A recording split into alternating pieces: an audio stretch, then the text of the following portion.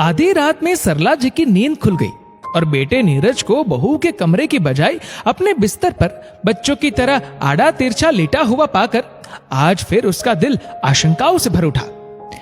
बेटे के सर के नीचे एक तकिया लगा, उसके माथे को सहलाते हुए वह धीरे से बुदबुदाई, आजकल तो कुछ परेशान सा रहता है। नहीं माँ। माँ के स्पर्श से नीरज की कच्ची नींद खुल गई और वह करवट ले माँ के करीब आ गया। पिछले महीने पति के गुजर जाने के बाद अब सरला जी को भी गहरी नींद कहाँ आती थी। रातें तो यूं ही आंखें मूंद हल्की झपकियों में ही कट रही थी, ऊपर से बेटे की ये बेचैनी। आजकल जाने कब तू मेरे बिस्तर पर आकर सो जाता है, बहू से नाराज है क्या? नहीं माँ। किसी अबोध की तरह अपनी माँ से लिपटने की कोशिश करता नीरज इस सवाल को भी टाल गया। सरला जी ने वहीं बिस्तर से सटे मेज पर रखे लोटे से एक घूंट पानी पीकर लोटा वापस मेज पर रख दिया, लेकिन बिस्तर पर लेटने की बजाय एक तकिए का सहारा ले दीवार से अपनी पीठ टिका बैठ गई। फिर क्या बात है बेटा? माँ कुछ नहीं। माँ की गोद को छोटे बच्चे की तरह बाहों में भरने की कोशिश करता नीरज अपनी माँ के हर सवाल को खारिज करता रहा, लेकिन सरला जी बेटे के माथे को अपने हाथों से सहलाते हुए तनिक अधीर हो उठी। बेटा बता ना, तेरी बेचैनी देख मेरा दिल घबराता है।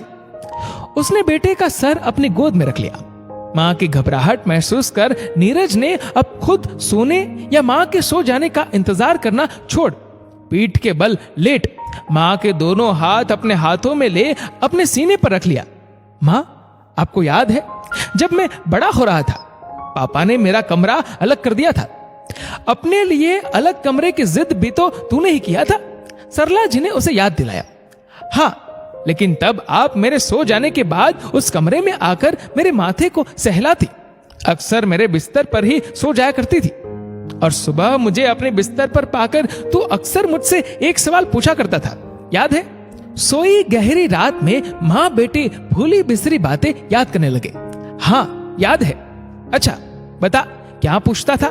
सुबह की कही कितनी ही बातों को शाम तक भूल जाने वाले नीरज को बरसों पुरानी वह बात कहाँ याद होगी? ये सोच सरला जी मुस्कुराई। यही कि क्या आप पापा से नाराज हो? बेटे की अद्भुत याददाश्त क्षमता से रूबरू होती सरला जी का निस्तेज होता चेहरा अचानक एक मुस्कान के साथ कमरे की मध्यम रोशनी में भी जगमगा उठा। बेटा, तुझे ऐसा क्यों लगता था? आज वर्षों बाद शायद माँ भी शिद्दत से बेटे के मन की उस बात को जान लेना चाहती थी, जिसे जानने की फुर्सत उसे आज से पहले कभी नहीं मिली, क्योंकि मैं आपको हमेशा पापा के साथ देखना चाहता था।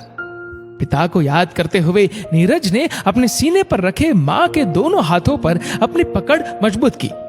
बेटा, मैं भी तुम्हें हमेशा बहू के साथ देखना चाहती हूँ। माँ ने बेटे का माथा चूम लिया। माँ, तब आप पापा को कमरे में अकेला छोड़ मेरे पास क्यों आ जाती थी? बरसों बाद नीरज ने भी अपने मन की जिज्ञासा आखिर माँ के सामने रखे दिया। बेटा, मुझे डर लगता था। किस बात का डर माँ? नीरज को आश्चर्य हुआ।